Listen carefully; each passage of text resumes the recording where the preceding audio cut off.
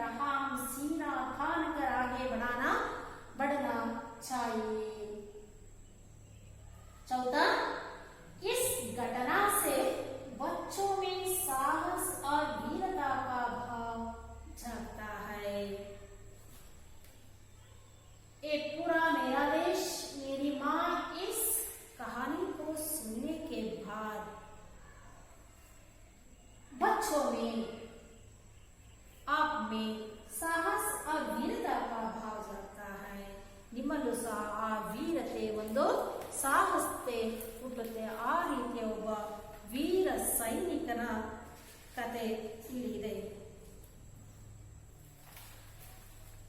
और आपने समझा है पाठ का आशय इच्छा है देश की रक्षा करना और एक सैनिकों का द्वारा एक नागरिक का उस देशवासियों का पुनीत कर्तव्य है और लड़ाई में पीठ दिखाकर नहीं भागना चाहिए. हम सीना तान कर आगे बढ़ना चाहिए और बच्चों में साहस और वीरता का भाव जगता है.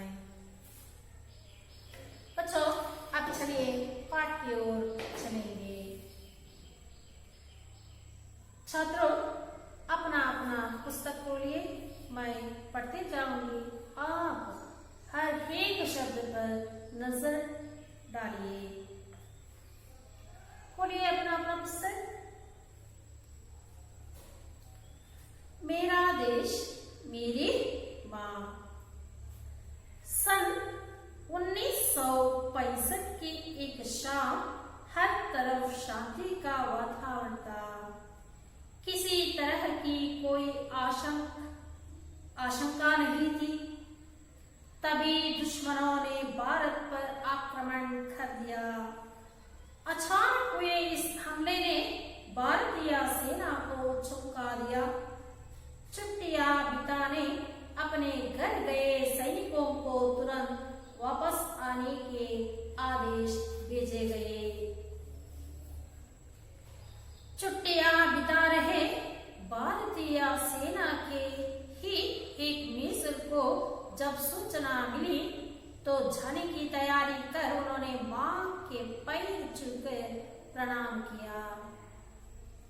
मां का ममत्व झाग उठा. आंखों में आंसू भर गए और उन्होंने बेटे को सीने से लगा लिया. मेजर का गला भी रूंध गया. पर तुरंत ही मातृभूमि का स्मरण हो आया. युद्ध भूमि को जाते हुए पुत्र के सिर पर हाथ रख आशीर्वाद देते हुए मां ने कहा, बेटे इस समय राष्ट्र रक्षा ही प्रत्येक भारतीय का सबसे बड़ा कर्तव्य है. जाओ और दृढ़ता से अपने कर्तव्य का पालन करो. याद रहे भारतीय परंपरा सीने पर गोली खाने की है, पीठ पर नहीं. भारतीय परंपरा सीने पर गोली खाने की है, पीठ पर नहीं.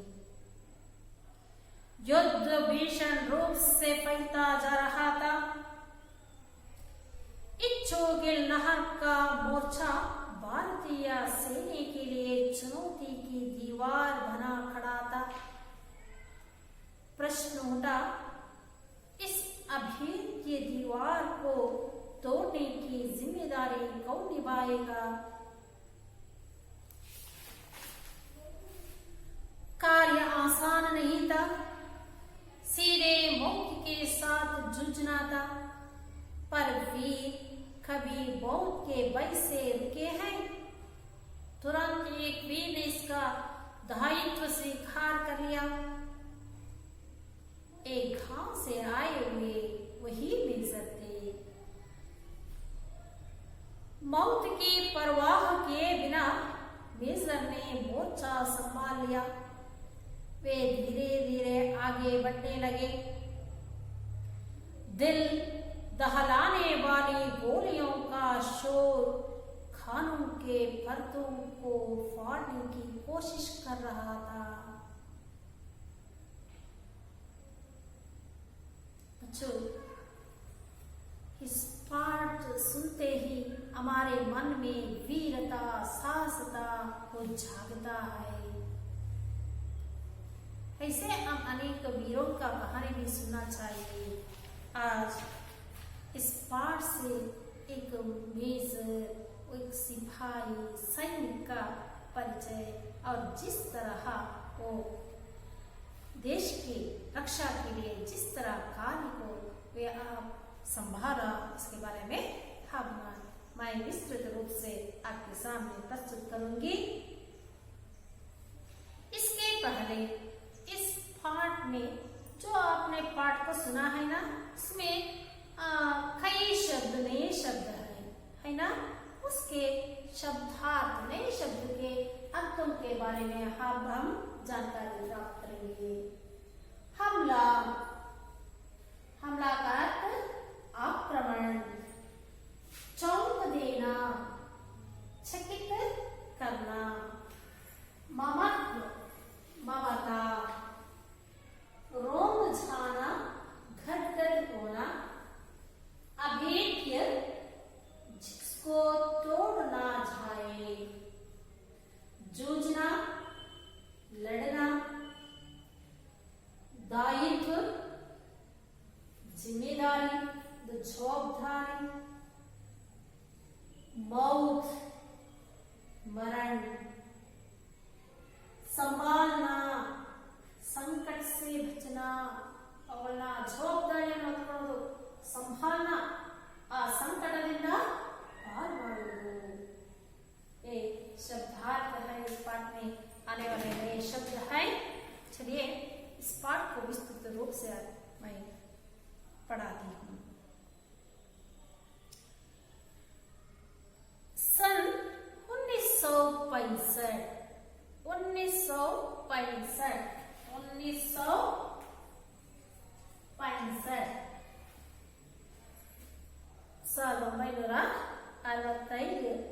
आ ಒಂದು ಇಸ್ವಿಲಿ एक शाम हर तरफ शांति का वातावरण था। हर तरफ ಎಲ್ಲ ಕಡೆ ಒಂದು ರೀತಿ ಶಾಂತಿಯುತವಾದ ವಾತಾವರಣವಿತ್ತು। किसी तरह की कोई आशंका नहीं थी, ಯಾವುದೇ ರೀತಿಯ ಆಶಂಕತೆ ಇರಲಿಲ್ಲ। सब बेहोश शांति का वातावरण था। तभी ऐसे समय में चारों ओर शांति का वातावरण था। इसी समय में दुश्मनों ने भारत पर आक्रमण कर दिया। अचानक इದ್ದಕ್ಕಿದ್ದ ಹಾಗೆ ओ शांति का वातावरण था, ओ युद्ध की सूचना भी नहीं था। ऐसे एक शाम दुश्मनों ने, दुश्मन शत्रु, दुश्मन इसका विलोम शब्द दोस्त, दुश्मन का विलोम दोस्त, दुश्मनों ने भारत पर आक्रमण कर दिया। अचानक हुए इस हमले ने भारतीय सेना को चौंका दिया। अचानक हुए हमला, ये हमला आक्रमण इದ್ದಕ್ಕಿದ್ದ ಹಾಗೆ आदंता वो हमले ने भारतीय सेना को चौंक देना, चकित करना, बड़ा आश्चर्य आಯಿತು। ಇದ್ದಕ್ಕಿದ್ದ ಹಾಗೆ ಭಾರತೀಯರ ಮೇಲೆ शत्रुಗಳು आक्रमण ಮಾಡಿದ ತಕ್ಷಣ भारतीय सेना को चौंका दिया। छुट्टियां बिताने अपने घर गए सैनिकों को तुरंत वापस आने के आदेश भेज गए। छुट्टियां बिताने गए थे सैनिक, अपने अपने गांव चले थे, अपने अपने शहर चले थे। ऐसे समय में अचानक दुश्मनों ने भारत पर आक्रमण किया। तुरंत तक्षण ಮಾಡಿದ್ರು, छुट्टियां बिताने गए सैनिकों को संदेश भेजा, तुरंत वापस आने की। ಏನಂತ ಸಂದೇಶ ಕಳಿಸಿದ್ರು? तुरंत वापस आने की। ತಕ್ಷಣ ನೀವು ಬಂದು ವಾಪಸ್ ಬಂದು ನಿಮ್ಮ ಊರಿಂದ ವಾಪಸ್ ಬಂದು ಸೈನ್ಯಕ್ಕೆ ಸೇರ್ಕೋಬೇಕು ಅಂತೇಳಿ वो आदेश भेजे गए। वो छुट्टियां बिताने गए सभी सैनिकों को, वो सिपाहियों को वो संदेश भेजे गए। वो तुरंत अपने आने के आदेश, तक्षण ಎಲ್ಲಿದ್ದೀರೋ ನೀವು ವಾಪಸ್ ಬರಬೇಕು ಅಂತೇಳಿ ಆದೇಶವನ್ನ ಕಳಿಸಿದ್ರು। क्यों ये आदेश क्यों दिया? क्योंकि पर आक्रमण किया था। कब? 1965 की एक घटना है। 1965 में हर तरफ शांति का वातावरण था। दुश्मनों ने भारत पर आक्रमण किया। अचानक हुए इस आक्रमण से भारतीय सैनिकों को वो चौंका दिया, चकित हो गया। और उस समय सैनिकों ने अपनी छुट्टियां बिताने अपने अपने गांव गए थे। इसलिए इन सभी सैनिकों को, सिपाहियों को तुरंत वापस आने का आदेश भेजे गए। ಎಲ್ಲ ತಕ್ಷಣ ಇಲ್ಲಿಂದ ವಾಪಸ್ ಬರಬೇಕು ಅಂತ ಹೇಳಿ ಒಂದು ಆದೇಶವನ್ನ ಕಳಿಸಿದ್ರು। छुट्टियां बिता रहे भारतीय सेना के ही एक मेजर को जब सूचना मिली तो जाने की तैयारी कर उन्होंने मां के पैर छूकर प्रणाम किया। सभी सैनिकों को तुरंत आने का आदेश भेजा गया। भारतीय सेना के एक मेजर, ऐसे ही एक मेजर भी अपनी छुट्टियां बिताने अपने गांव गए थे। इस गांव गए मेजर को जब सूचना मिली तब तुरंत उन्होंने वापस आने के लिए तैयार हो गए और तैयारी कर उन्होंने मां के पैर छूकर प्रणाम किया। तन मां के पैर छूकर ताई खाली बितो वो वापस जाने के लिए प्रणाम किया। मां का ममत्व जाग उठा। जो अपने बेटे वापस आए हैं ऐसी खुशी में हो रही थी। अचानक यह संदेश सुनकर वो मां के हृदय में, मां वात्सल्य हृदय में वो ममत्व जाग उठा। आंखों में आंसू भर गए। आंखों में आंसू भरना, ಕಣ್ಣಿನಲ್ಲಿ ಕಣ್ಣೀರು ಬರೋದು। और उन्होंने बेटे को सीने से लगा लिया। ಆ ಒಂದು ವಾತ್ಸಲ್ಯವನ್ನ, ತಾಯಿಯ ವಾತ್ಸಲ್ಯವನ್ನ ಅವಳಿಗೆ ತಡ್ಕೊಳಕ್ಕಾಗಿಲ್ಲ। ಕಣ್ಣಂಚಿನಲ್ಲಿ ನೀರು ತುಂಬಿಬಿಟ್ಟು ತಕ್ಷಣ वो पैर छूकर प्रणाम करते ही बेटे को ऊपर उठाकर सीने से लगा लिया। ತನ್ನ ಎದೆಗೆ ಒಪ್ಕೊಂಡು ಜೋರಾಗಿ ಇಟ್ಕೊಳ್ತಾಳೆ। मेजर का गला भी रोंद गया। अब तक ये वीर सैनिक, ये मेजर ने वो लड़ने के लिए तैयार होकर और वापस जाने के लिए वो तैयार होकर आए थे। उसमें भी मां की ममत्व से वो उनका हृदय का गला भी रोंद गया। रोंद गाना, गदगद होना, ದುಃಖದಿಂದ ಉಮ್ಮಳಿಸಿ ಅವನಿಗೂ ಸಹ ಬರ್ತಾ ಇದೆ। ತಾಯಿಯ ಪ್ರೀತಿಯ ಅಪ್ಪುಗೆಯನ್ನು ನೋಡಿ यहाँ माँ भी अपने पुत्र की वात्सल्य से उसको वो गले लगा रही है और उसके आंखों में आंसू हैं। मेजर को भी ತಾಯಿಯ ಈ ಪ್ರೀತಿಯನ್ನ ಕಂಡು ಅವನಲ್ಲೂ ಸಹ ದುಃಖ ಉಮ್ಮಳಿಸಿ ಬರ್ತಾ ಇದೆ। ಇಬ್ಬರಲ್ಲೂ ಒಂದು ದುಃಖ ತಪ್ತರಾಗಿದ್ದಾರೆ। ಆದರೆ ತುರಂತ ಹಿ ಮಾತೃಭೂಮಿ ಕಾ ಸ್ಮರಣ ಹೋಯ, ತಕ್ಷಣ ಇಬ್ಬರಿಗೂ ಏನ್ ಬಂತು? ಮಾತೃಭೂಮಿ ಕಾ ಸ್ಮರಣ ಹೋಯ, उस देश की रक्षा की स्मरण नेनपु बंतु।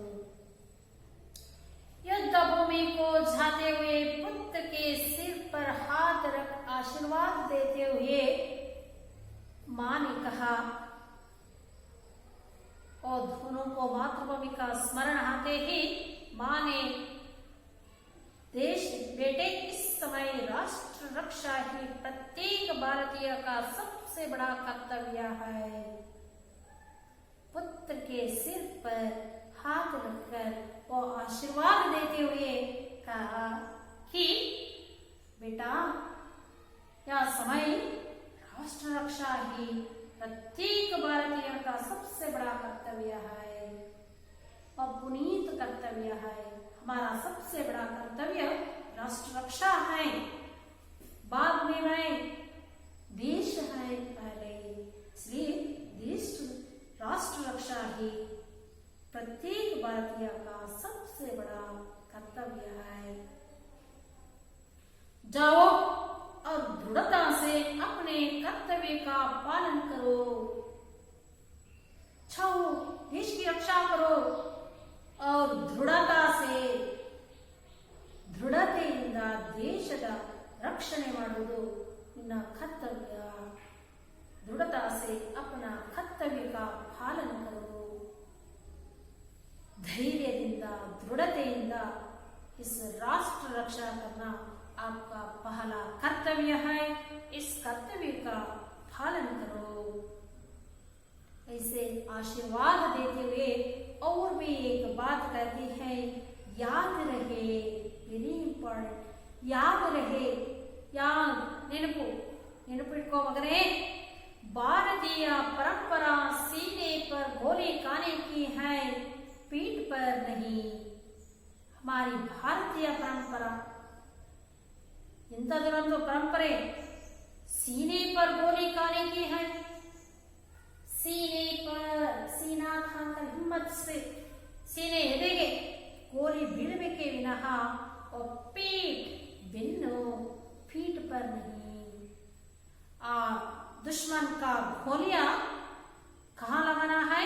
सीने पर गोली लगाना है, पीठ पर नहीं, क्योंकि ये हमारा परंपरा है, भारतीय परंपरा है, हम भारतीय हैं। इसलिए जो भी सैनिक, जो भी वीर हो, उनकी गोलियां कहाँ होना चाहिए? सीने पर ही होना चाहिए, उसकी पीठ पर नहीं। ऐसे आशीर्वाद करते हुए बेटे को जाने के लिए और आशीर्वाद दिया, और बेटा भी, ये मेजर भी अपनी माँ के आशीर्वाद पाकर और अपने सैन्य में वापस लौटा लिए। यहाँ एक माँ ने अपने पुत्र को देश की रक्षा के लिए अपने प्राण को त्याग करके देश की रक्षा करना अपना सबसे बड़ा कर्तव्य है। ऐसे आशीर्वाद देते हुए और भी एक बात कहती है, अपना कर्तव्य को पालन करना और हमेशा याद रखना, हमेशा याद रखना, हम भारतीय परंपरा सर्वश्रेष्ठ है, वो है सीने पर गोली खाने की है, पीठ पर नहीं। बेटा यह बात हमेशा याद रखो। युद्ध करते समय ये बात आपको प्रोत्साह उत्तेजन देता है, स्मरण करो। इस तरह माँ ने पुत्र के सिर पर हाथ रखकर आशीर्वाद दिया। ए मेजर ने अपने सैन्य में जाकर भर्ती हो गई। उस समय युद्ध भीषण रूप से फैलता जा रहा था। देखिए, और युद्ध का दृश्य है, युद्ध भीषण रूप से हो रहा था। इच्छोगिल नहर का मोर्चा भारतीय सेना के लिए चुनौती की दीवार बना खड़ा था। इच्छोगिल नहर या लाहौर से कितना 14 किलोमीटर की दूरी पर है। और इच्छागिल नहर ಒಂದು ಖಾಲಿ, ಅದು ಒಂದು ಪೊಸಿಷನ್, ಒಂದು ಜಾಗ। ये भारतीय सेना के लिए चुनौती की दीवार बना खड़ा था। चुनौती, ಚಾಲೆಂಜ್, ಒಂದು ಚಾಲೆಂಜಿನ ಗೋಡೆಯಾಗಿ ಅಡ್ಡ ನಿಂತಿತ್ತು। प्रश्न उठा, इस अभेद्य दीवार को तोड़ने की जिम्मेदारी कौन निभाएगा? जो इच्छुगिल है एक चुनौती का दीवार है। इस दीवार को कौन अभेद्य दीवार को तोड़ने की जिम्मेदारी लेते हैं? ये प्रश्न उठा था। युद्ध भीषण रूप से फैलता जा रहा है। ओ इच्छुगिल नहर एक दीवार जैसे बन खड़ा था भारतीयों के लिए। इस दीवार को तोड़ने की जिम्मेदारी कौन निभाएगा? ये प्रश्न उठा था। कार्य आसान नहीं था। इस इच्छुगिल नहर दीवार को अभेद्य तोड़ना वो कार्य आसान नहीं था। आसान ಸುಲಭವಾಗಿಲ್ಲ. इसका विलोम आसान मुश्किल. ಈ ಚುನೌತಿಯನ್ನು ಸ್ವೀಕರಿಸುವುದು ಅಂದ್ರೆ ಹೇಗಿತ್ತಪ್ಪ ಅಂದ್ರೆ सीधे मौत के साथ जूझना था.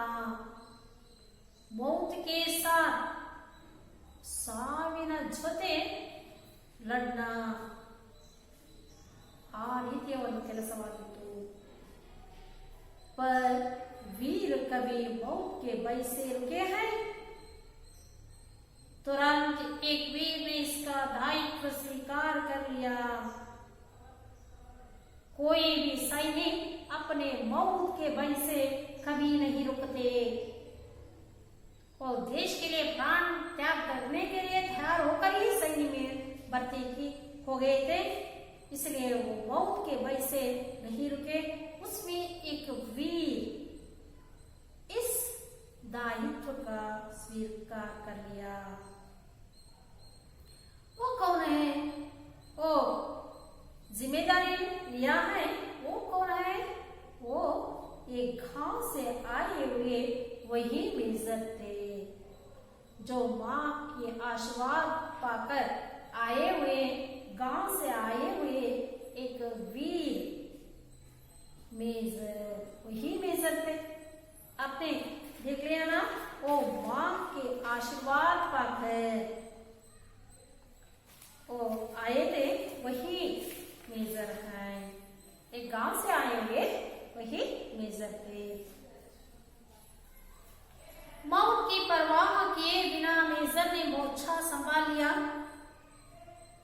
एक जिम्मेदारी मौत के साथ जूझना था. इसका परवाह किए बिना ಸಾವಿನ ಜೊತೆ ಹೋರಾಟ ಅನ್ನೋದು ಗೊತ್ತಿದ್ರೂ ಸಹ ಸಾವಿಗೆ ಅಂಜದೆ ಅಡಕದೆ ಮೇಜರ್ನೆ ಮೋರ್ಚಾ ಸಂಭಾಲಿಯ. ಆ ಒಂದು ಯುದ್ಧವನ್ನ ಪೊಸಿಷನ್ನ ಸಂಭಾಲನಾ संकट से बचना. आ ಒಂದು इच्छुगिल नहर के मोर्चा को संभाल लिया. वे धीरे धीरे आगे बढ़ने लगे. धीरे धीरे धीरे धीरे निधानವಾಗಿ ಮುಂದೆ ಮುಂದೆ ಮುಂದೆ ಹೋಗ್ತಾ ಇದ್ದಾರೆ. दिल दहलाने वाली गोलियों का शोर खानों के पर्दों को फाड़ने की कोशिश कर रहा था. दिल दहलाने वाली दिल ಎದೆ ಆ ಗುಂಡಿನ ಗೋಲಿ ಕಿಶೋರ್ ಗುಂಡಿನ ಶಬ್ದ ಹೇಗಿತ್ತಪ್ಪ ಅಂದ್ರೆ ಎದೆಯನ್ನು ನಡುಗಿಸುವ ಹಾಗಿತ್ತು. ದಿಲ್ ದಹಲಾನೆ ವಾಲಿ ಎದೆ ಝಲ್ ಅಂತ ಅಂತೀವಲ್ಲ ಆ ರೀತಿ ಹೃದಯವನ್ನ ಕಂಪಿಸುವ ಹಾಗಿತ್ತು ಆ ಗೋಲಿಯ ಕಿಶೋರ್ ಗುಂಡಿನ ಒಂದು ಶಬ್ದ. ಅಂದ್ರೆ ಭೀಷಣ ರೂಪ से युद्ध हो रहे हैं. किसी खानों के पर्दों को फाड़ने की कोशिश कर रहा था. ಎಷ್ಟು ಶಬ್ದ ಇತ್ತು ಅಂದ್ರೆ ಆ ಗುಂಡಿನ ಶಬ್ದಗಳು ನಮ್ಮ ಕಿವಿಯ ಪರದೆಗಳೇ ಹೊಡೆದು ಹೋಗ್ತವೇನೋ. खानों के पर्दे को तोड़ने की कोशिश कर रहा था. ಆ ಪರದೆಯನ್ನು ಹೊಡೆಯುವ ಒಂದು ತಮಟೆ ಅಂತೀವಲ್ವ ಅದು ತಮಟೆ ಹೊಡೆಯುತ್ತೇನೋ ಅನ್ನೋ ರೀತಿಯಲ್ಲಿ ಅಷ್ಟೊಂದು ಭೀಕರವಾದ ಶಬ್ದ कोशिश कर रहा था. ನಮಗೆ ಪ್ರಯತ್ನ ಅನಿಸ್ತಿತ್ತು. ಅಷ್ಟು ನಮಗೆ ಕಿವಿಗೆ ಆ ಸಪ್ಪಳ ಕೇಳಿಸ್ತಾ ಇತ್ತು. बच्चों आज के लिए इतना पाठ करते हो. अब इस पाठ से सुना है हो एक का एक वीर सिपाही का वो आशीर्वाद पाकर जिस तरह देश की रक्षा के लिए वो जिम्मेदारियां वो मौत की परवाह किए बिना वो मौत की लड़ना, मौत के साथ लड़ने की जो जिम्मेदारियां हैं वो कैसे निभाया वो आगे के पाठ में बताती हूँ। बच्चों, अब तक जो माँ ने जिस तरह पुत्र को आशीर्वाद दिया और मेजर ने अपने आशीर्वाद पाकर जिस तरह जो भारत की रक्षा के लिए जिम्मेदारी पाली, ये सब कुछ अब हम प्राप्त की है। बच्चों, अब तक इस पाठ से संबंधित पाठ का पूरा परिचय आपने कर लिया है। वो एक मेजर ने देश की रक्षा के लिए छुट्टियों में जो घाव उठाए थे वो तुरंत आने के संदेश को पाकर वो वापस जाने के लिए तैयार हो गए। तैयार होकर अपनी माँ से आशीर्वाद पाने के लिए आए। माँ भी उसको आशीर्वाद दिया।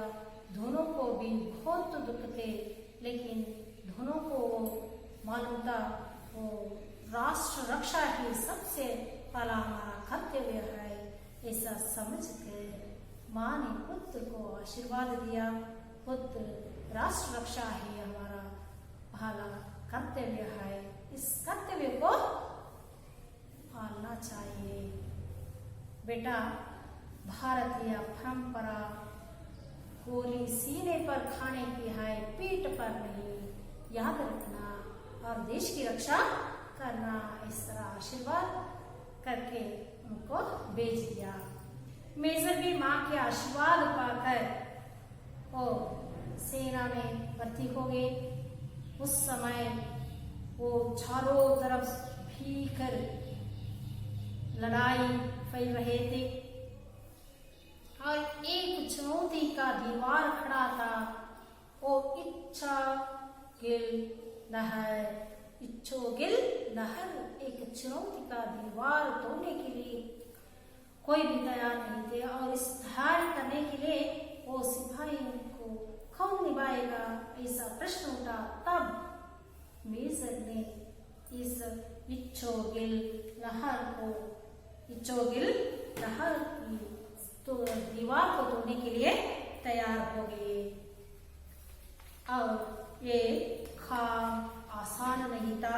वो सीधे मौत से जूझने का काम था। फिर भी उन्होंने नहीं डरा, क्योंकि कभी वीर और सिपाही मौत के भय से नहीं रुकते और इस कर्तव्य को, इस काम को वो मोर्चा संभाल लिया।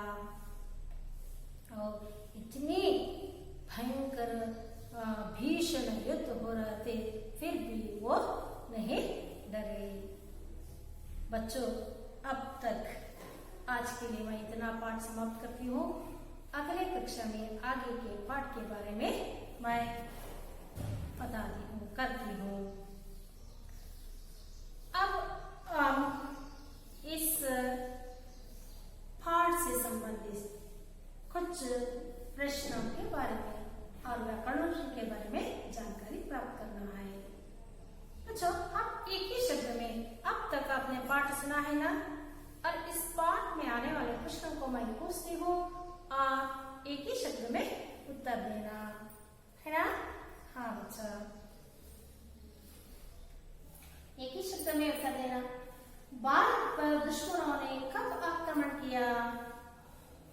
कब भारत पर दुश्मनों ने कब आक्रमण किया? 1965। कब?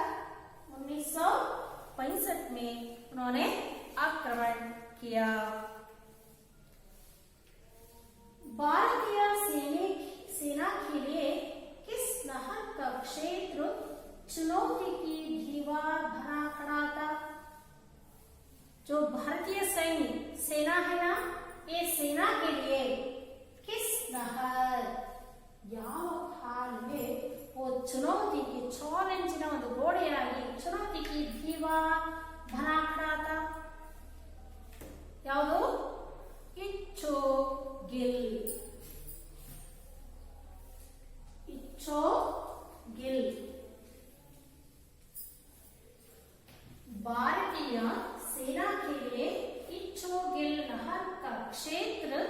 चुनौती की दीवार बना खड़ा था।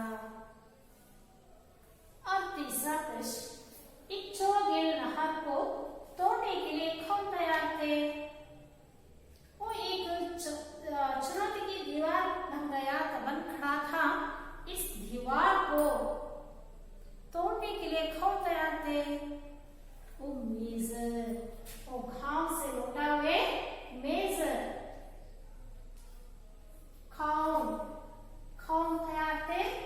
इच्छोगिल नहर को तोड़ने के लिए मेजर तैयार थे और गांव से लौटे हुए मेजर था। अब चौथा प्रश्न, मेजर ने किसकी परवाह नहीं करते हुए मोर्चा को संभाला?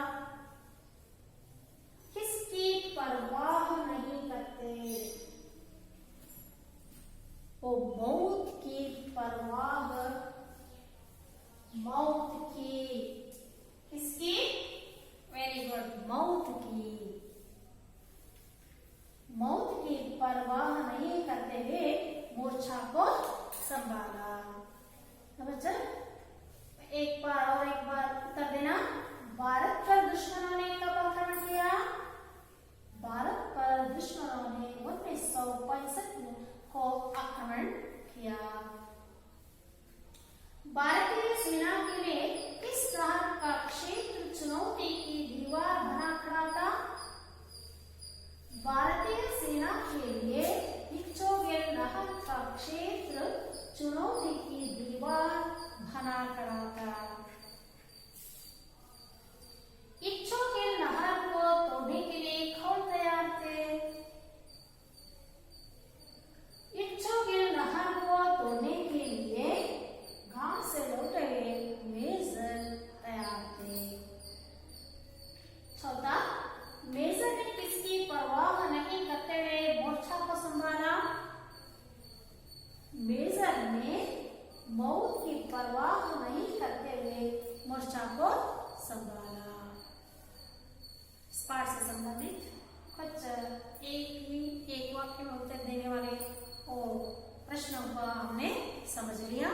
आगे व्याकरण अंश के बारे में अब हम जानकारी प्राप्त करेंगे। विरोधार्थक शब्द या उल्टे शब्द या विलोम शब्द, विरुद्धार्थक शब्द भी कहते हैं, विलोम शब्द कहते हैं, उल्टे शब्द इसका विरोध या उल्टा। वो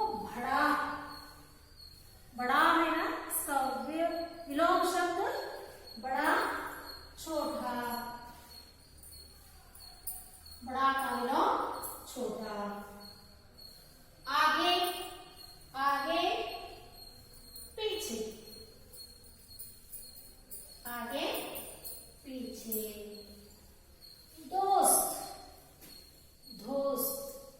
स्नेहित, इसका विरुद्ध दुश्मन, दोस्त का विलोम दुश्मन।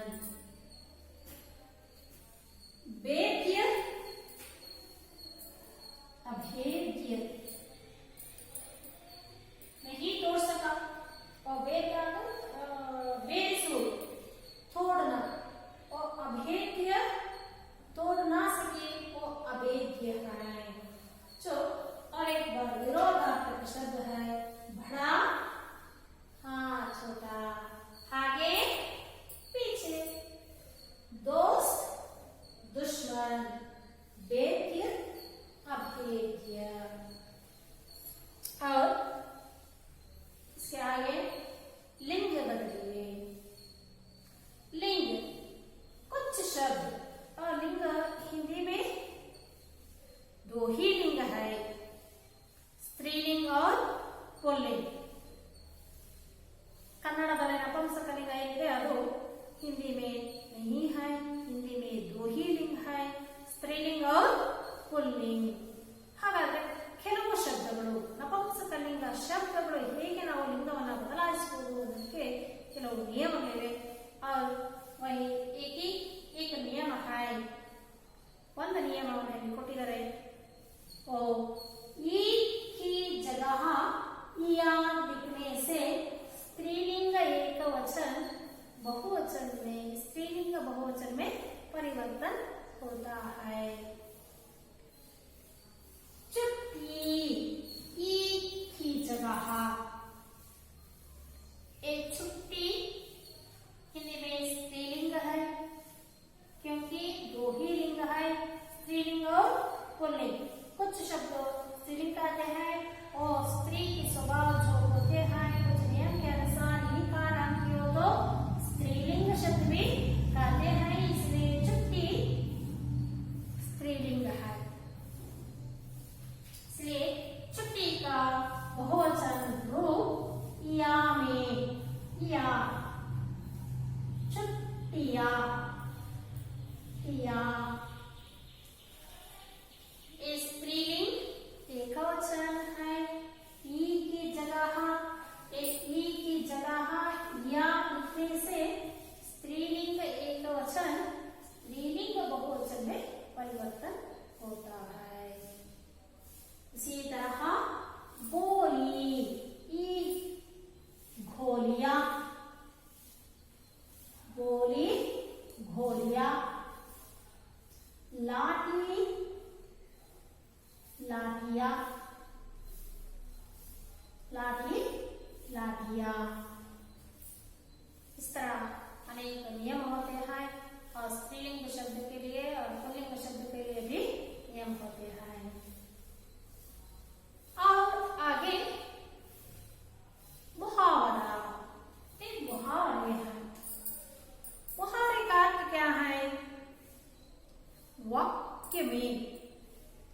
वाक्य में सामान्य अर्थ के बदले ಸಾಮಾನ್ಯ ಅರ್ಥವನ್ನ ಸೂಚಿಸಿದರೆ विशेष अर्थ, अभी मतलब विशेषते, विशेष अर्थ देने वाले वाक्यांश को हम मुहावरे कहते हैं। अದೇ ರೀತಿ ಪೀಠ ದಿಖಾನ, ಬಂತು ನೋಡಿ, ಅವರ ತಾಯಿ ಮಗನಿಗೆ ಆಶೀರ್ವಾದ ಮಾಡ್ತಾ ಇರ್ತಾಳೆ। ಭಾರತೀಯ ಪರಂಪರಾ सीने पर गोली खाने की है, पीठ पर नहीं। पीठ दिखाना, हार मानना, पीठ नहीं दिखाना। लड़ाई में हम दुश्मनों से आगे आगे बढ़ना चाहिए, कभी भी पीठ नहीं दिखाना चाहिए। ನಾವೇನಾದವರಿಗೆ ಬೆನ್ನನ್ನು ತೋರಿಸದಿದ್ರೆ हम हार माने हैं, ನಾವು ಸೋತಿದ್ದೀವಿ ಎನ್ನುತ್ತಾಳೆ। ಆದರೆ ಇದರಿಂದ ಆ ವಾಕ್ಯದಲ್ಲಿ ಒಂದು ವಿಶೇಷತೆಯ ಸಾಮಾನ್ಯ ಅರ್ಥದ ಬದಲಾಗಿ ವಿಶೇಷ ಅರ್ಥವನ್ನ सूचसोरे मुहावरे। जो वो मुहावरा है पीठ दिखाना, इस मुहावरे का अर्थ हार मानना। सीना थाम कर हिम्मत दिखाना, सीमा ताना हिम्मत दिखाना, धैर्यवನ್ನ तोरिसोದು। बच्चों, अब तक इस पाठ में आने वाले कुछ प्रश्न और व्याकरणांश और सभी को अब तक देख लिया। तो बच्चों, आगे की कार्य गृह कार्य है।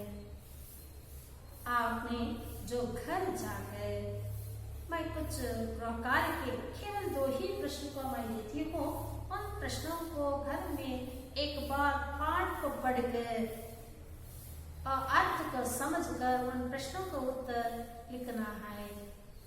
बच्चों, एक कार्य का मैं समझती हूँ, तुम जरूर लिखेंगे, है ना? हाँ, गृह कार्य है। गृह कार्य का प्रश्न, पहला प्रश्न, सैनिकों को तुरंत वापस आने का आदेश अचानक क्यों दिया गया? सैनिकों को, छुट्टियां बिताने गए सैनिकों को तुरंत वापस आने को, पुनः वापस बरोदಕ್ಕೆ ಆದೇಶವನ್ನ क्यों दिया गया? ಯಾಕೆ ಕೊಟ್ಟರು ವಾಪಸ್ಸು? मन महीना। हाँ। दूसरा प्रश्न, युद्ध भूमि को जाते हुए पुत्र के सिर पर हाथ रखकर मां ने क्या आशीर्वाद दिया? हम जो भी कार्य करने के लिए जाते हैं तब बड़ों के आशीर्वाद पाते हैं, इसको कೈ ಚುಕ್ಕೆ ಅಲ್ವಾ? ನಾವು ದೊಡ್ಡವರ ಕಾಲಿಗೆ ಬಿದ್ದು ಅವರಿಂದ ಆಶೀರ್ವಾದವನ್ನ ಪಡಿತೀವಿ। जाते हुए ಯುದ್ಧಭೂಮಿಗೆ ಹೋಗ್ತಾ ಇರುವಂತ ಒಬ್ಬ ಪುತ್ರಕ್ಕೆ ಸಿರ್ ಪರ್ ತನ್ನ ಮಗನ ತಲೆಯ ಮೇಲೆ ಕೈ ಇಟ್ಟು ತಾಯಿ ಏನಂತ ಆಶೀರ್ವಾದ ಮಾಡಿತು.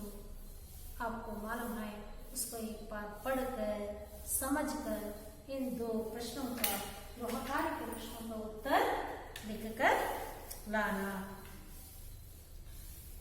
इन सब प्रश्नों का उत्तर लिख लीजिए.